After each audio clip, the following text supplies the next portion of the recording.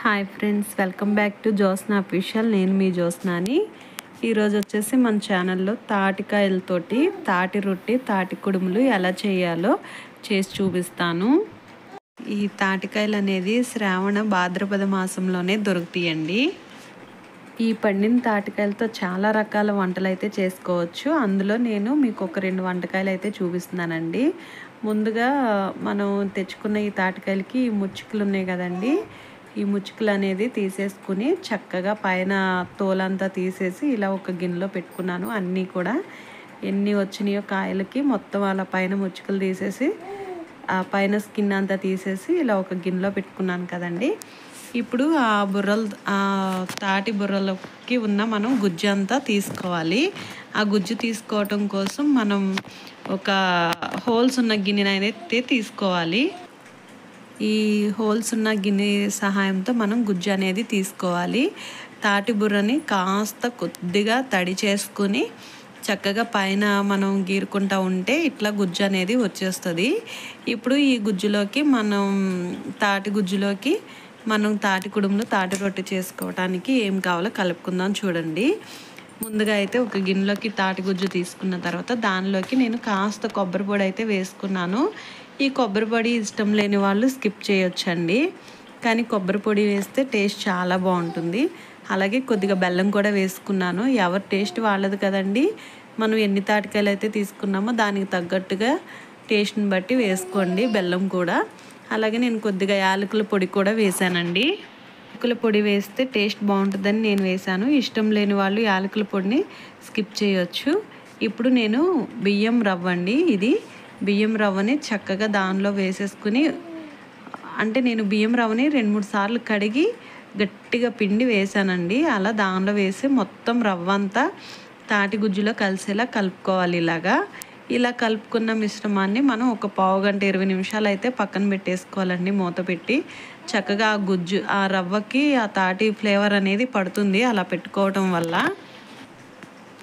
Digestion problem ఉన్న వాళ్ళకి తాటిపండు అనేది చాలా మేలు చేస్తుందండి. తప్పకుండా తాటికాయలు దొరికేటప్పుడు తాటికాయలు అయితే తినాలి.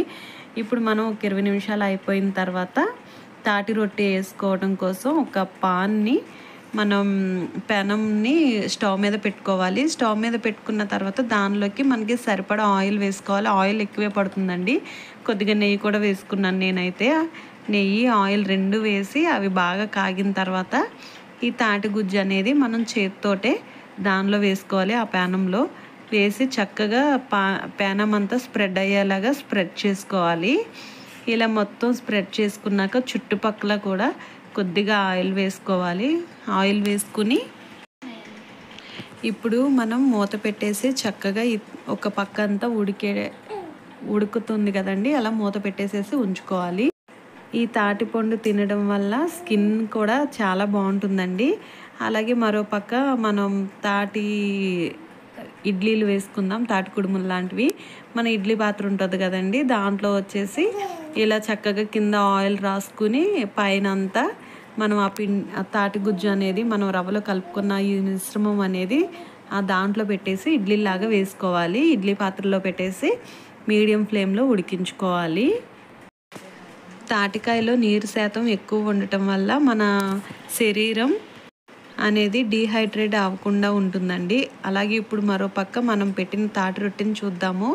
కింద పక్క చక్కగా ఉడికిపోయింది కదండి. ఇది రెండో వైపుకి తిప్పుకోవడం కోసం, అది మొత్తం ఒకసారి తిరగదు కాబట్టి నేను 4 ముక్కలకి ఇలా కట్ చేసి ఒక్కొక్క ముక్కని ఇట్లా తిప్పుకున్నాను. అది ఉడకడం కోసం కూడా మళ్ళీ ఇంకొకసారి చుట్టుపక్కల ఆయిల్ వేసి మూత పెట్టి ఉడికించేసాను. చూసారు కదండి, రెండో పక్క కూడా చక్కగా ఉడికిపోయింది. ఇప్పుడు ఈ తాటి రొట్టె అనేది మనకి రెడీ అయిపోయింది. ఈ తాటికాయ అనేది ఫైబర్ ఎక్కువ ఉంటుందండి దీంట్లో. ఇది ఒక పీచు పదార్థం కాబట్టి అందరి బాడీస్కి తాటికాయ అనేది సరిపడుతుంది. మన తాటి రొట్టె రెడీ అయిపోయింది కదండి, దీన్ని ఒక ప్లేట్లోకి అయితే తీసేసుకున్నాము. ఇప్పుడు తాటి ఇడ్లీలు కూడా రెడీ అయినాయో లేదో చూద్దాము.